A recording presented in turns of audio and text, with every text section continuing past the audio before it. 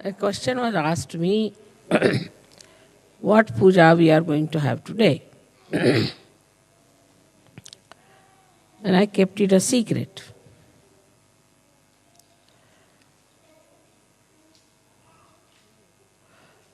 Today, we should worship the Paramchaitanya, the all-pervading power of God's love.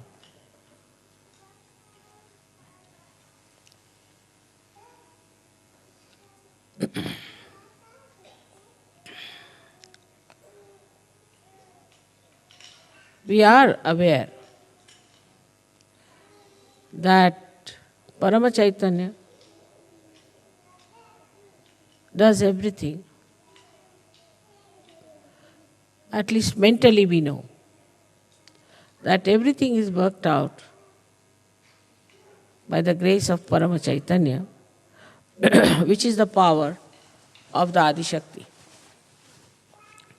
But still, it is not so much in our heart.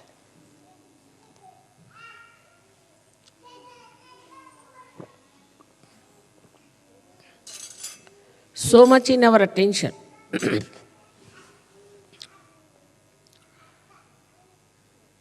We can consider Paramchaitanya like an ocean, like an ocean which contains everything within itself. Everything, all the working, everything is within its own limits. So it cannot be compared with anything. You cannot compare it. Now if you see the sun,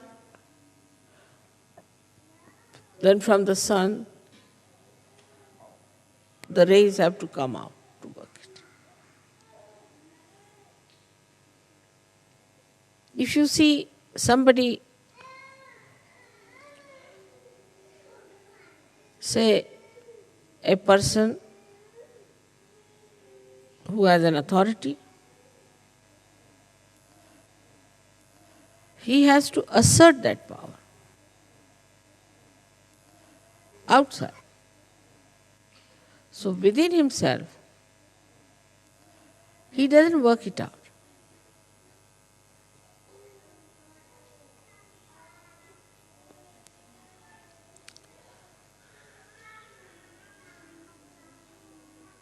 Say for example, if there's a seed,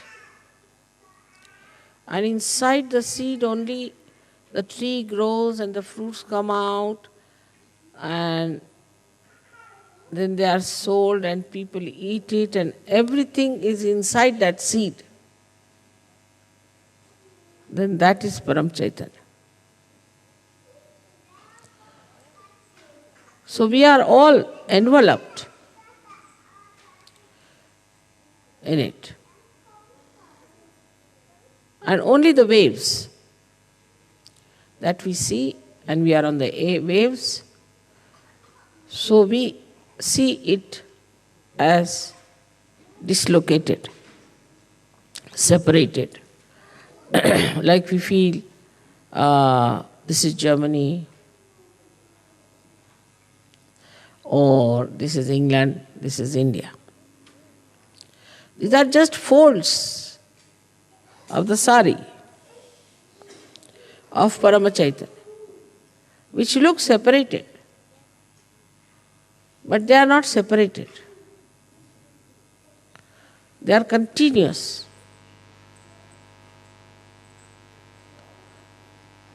So the connection is absolutely complete. If I pull a thread from here, the thread will throughout be pulled. In the same manner, this Paramchaitanya is working within itself. And there is nothing without. So when you are Sahajogis,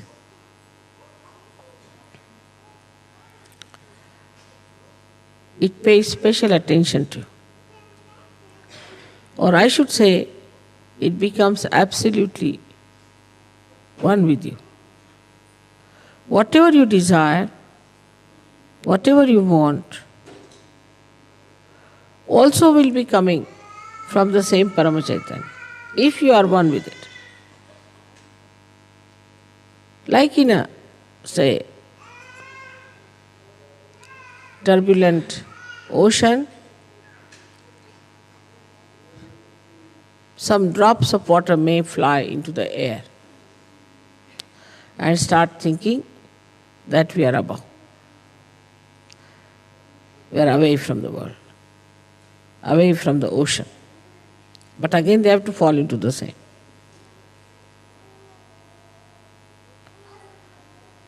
So this formless energy, which has all the intelligence, all the coordination, all the organizations, all the computers, all the televisions, all that you can think of communication and of governing, of administration, and above all, it is the love. It is the love of God and love of your mother.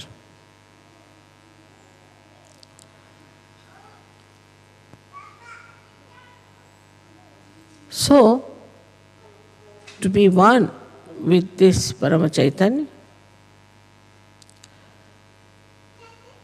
you have to know that you have to become the reality.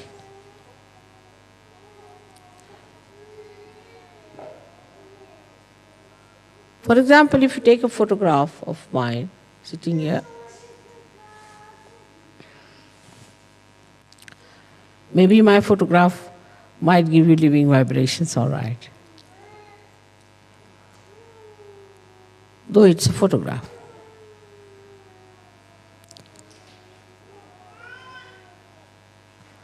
But if you take a photograph of somebody else,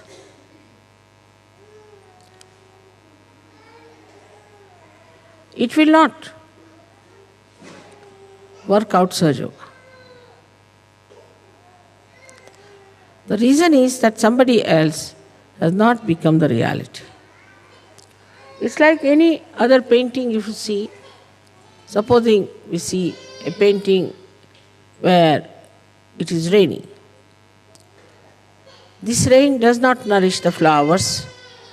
It does not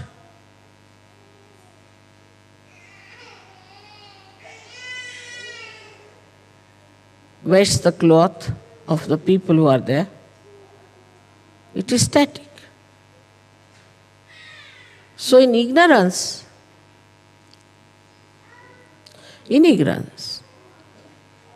we just have the picture which is static about reality. And that is the reason why we think we can work it out. Ourselves, everything.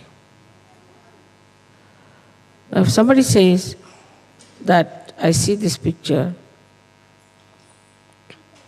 all right, and I'll make the rain as a real thing, you cannot. Try anything. Put whatever color you like. It will appear with effort, but it will not have the capacity nor the nature of reality. So human beings always deal with unreal things, thinking they are doing something great. We can get flowers which are real, of course, we can feel them. We can create plastic flowers, we can create paintings, exactly the same as they are. But we can't produce one flower on our own.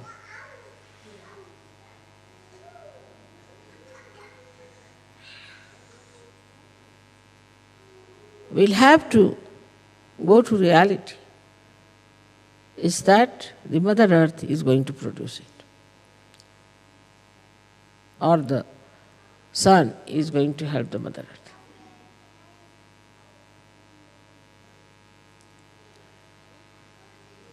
So all of you Sajogis have to know that in reality you do not do anything, and everything is done by Paramchaitanya. This is the difference between a non-Sahajogi and a Sahajogi. A non-Sahajogi does not know. And even if he knows, this is not the truth in his heart. It's not a part and parcel of his being. But a Sahajogi knows that reality is Paramchaitanya, and it is reality that works out everything. And then this reality is the divine love. We always separate love from action.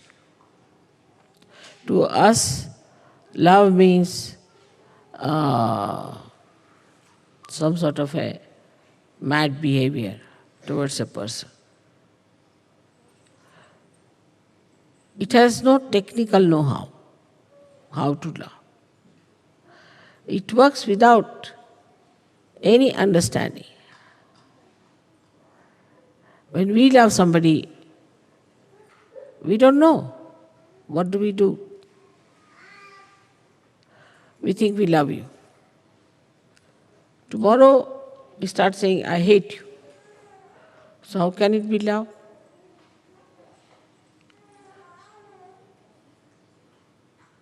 We love our own children, love our own family, love our own friends, which is so unreal. If it was real, it would never have failed. That you cannot definitely say that, all right, today you'll work for your son and be very selfish about your son. But you can't say tomorrow how he will treat you or you will treat him.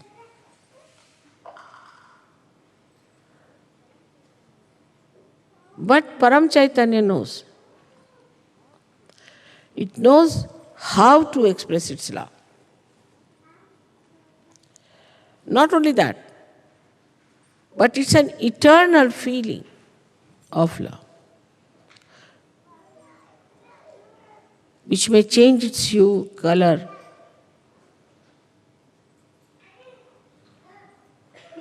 but the concern of that love will be the same. The essence of love is concern. Even if, supposing, somebody does wrong, the concern of the divine would be to correct that person. Concern. What we say as hita is the benevolence. So the concern for the benevolence will be all the time there, whether it may appear to be sometimes cruel, might appear to be affectionate, might appear to be overindulgent, whatever it may take a form, like a wave. Whichever way it may look, but actually it's for your benevolence. It works for your benevolence. Not only your benevolence, but the collective benevolence. And it knows very well what is to be done, how it is to be worked out. It does not have to go and learn from anywhere, because the complete knowledge of all this know-how also within itself. It's such a storage of wisdom, knowledge and love. So it does not deviate. Once you become a Sahajogi, the concern for your benevolence is all the time there. Whether you are punished or not is a different point. Some people might get a job. Some people will not get a job. With some people it will work out this way. With some people it will not work out that way. Then one may say that how is it? This Paramchaitanya is behaving like this. It's all for your correction. It's a big churning. Whatever works out for your correction and is for your benevolence, if you understand this point, then you'll never be disappointed in your life.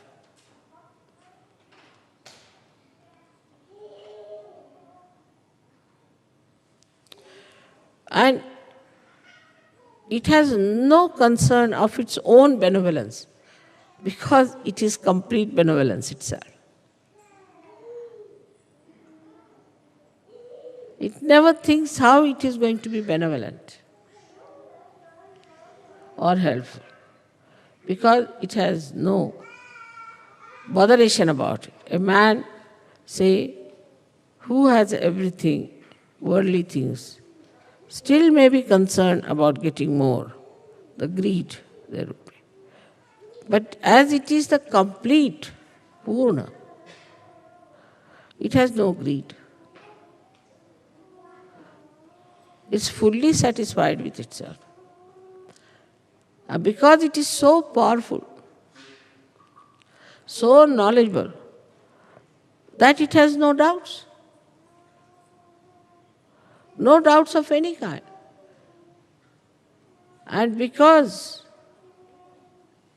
there's nobody which can harm it, it has no fear.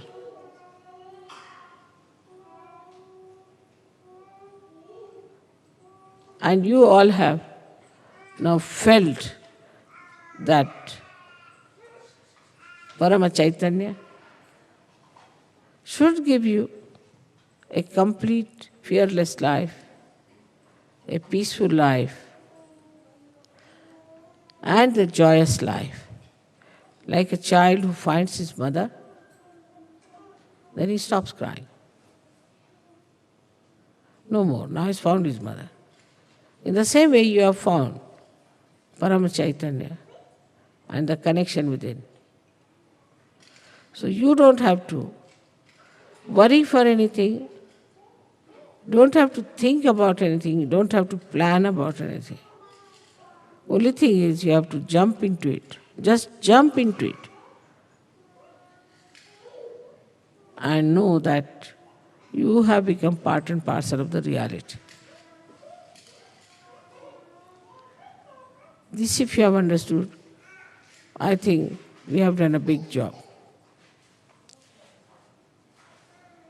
Now we are in Germany, and you know, in Germany, there have been people who have tried to shatter the hopes of human beings. But even that happening, that took place, all those horrible things happened, that so many people died. Of course, they are born again, no problem. And such problems came up that they were thinking that the whole world will be finished. They were so much worried. They thought that the whole world will be finished. But did not. But this war has taught us a lesson. It has made us more collective. It has made us understand each other. Otherwise, how do you come out of the ignorance that we are this country, we are that country, racialism, then this so-called nationalism, so-called patriotism, all these separating forces, divisive things, saw clearly we are all human beings. We should be treated as human beings. If you see the history, after every war, there has been a speedy movement towards knowledge of oneness of the world. It is something like you have in a spacecraft, that a container is built in, one into another. And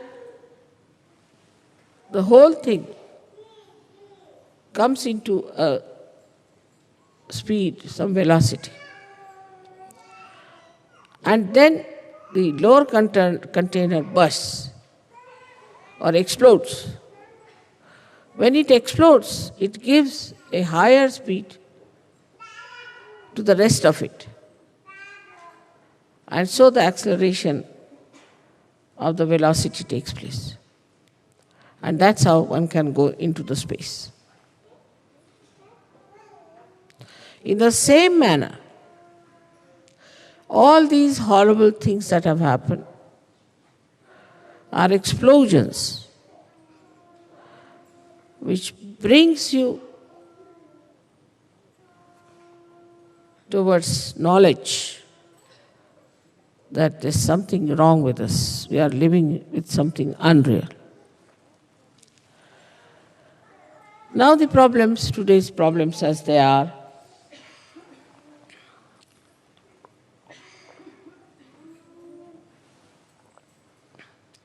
like ecology problem,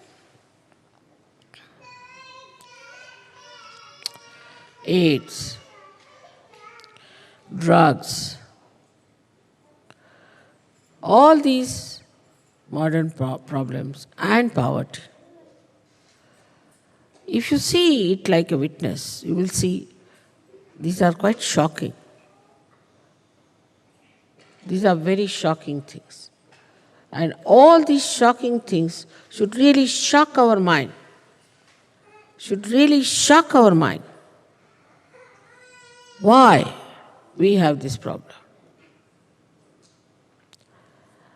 And these problems, some of the stupid leaders think that we can solve by making more money. We can protect ourselves from ecology if we have more money. And that we can pollute the atmosphere because we'll have more money. And then we can protect ourselves so that everybody will have to have a mask moving about all over the place. But we should make more money to protect ourselves. Doesn't matter if there is ecological problem, doesn't matter. So you move about like a person who is entering into the area which is all full of fumes. All these stupid ideas come up because they do not see that what is human dignity is. That human beings are above everything else, above machinery, above all material things of the world. They will not talk that will balance the machinery, no. What they will talk, that will make a man a greater slave of the machinery because he must have money, he must have more money, and with this more money, we can protect ourselves against this ecological problem. It is absurd. But if you understand the human dignity, then you have to understand that as a human being, we have to take a very positive, wise step to stop all the nonsense we have been doing.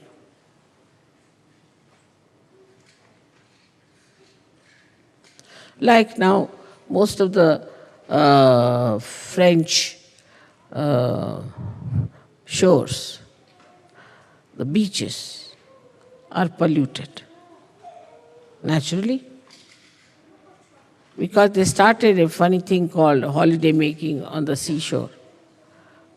So this is the result. Now do what you please. You cannot do all that. It has stopped.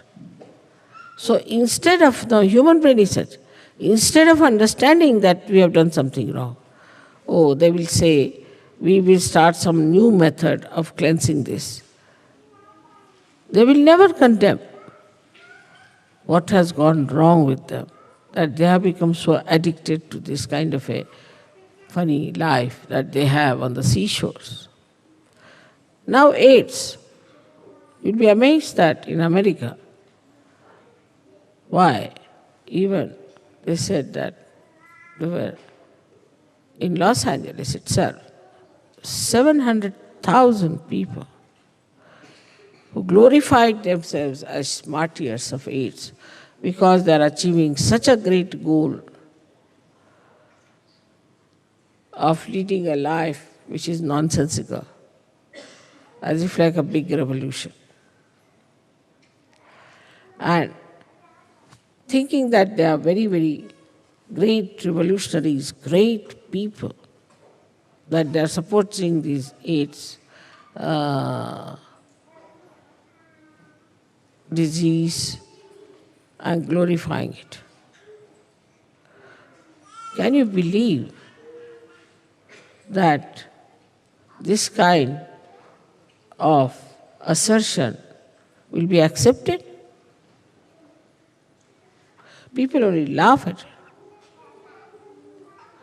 But everything is so money-oriented. They like to advertise it. They want to talk about money help. They want to say that this is happening because if they had more money, they would have taken more drugs. Because they have no money, that's why they are thieving. So we must give them money so that they can take drugs. Or they can take to this kind of life.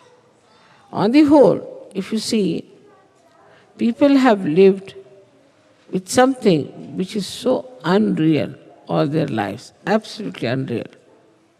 And when it comes to facing it, that we've done a mistake, we should not have done this mistake,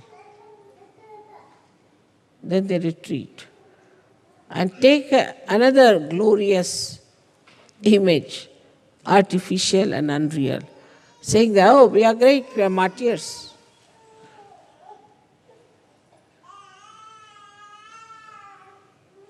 And this is what we call is Kali Yuga, where everything that is ignoble, everything that is to be detested, everything from which we should have protection will become the goal of people to achieve. I hope you have understood that the all-pervading power around us is the one that is doing Sahaja Yoga, is the one that has brought you to Sahaja Yoga, and is the one who has given you blessings, is Paramchaitanya, through which it has worked out. So today's prayer should be that we be more and more aware that we are part and parcel of that Paramchaitanya, and that we can feel that.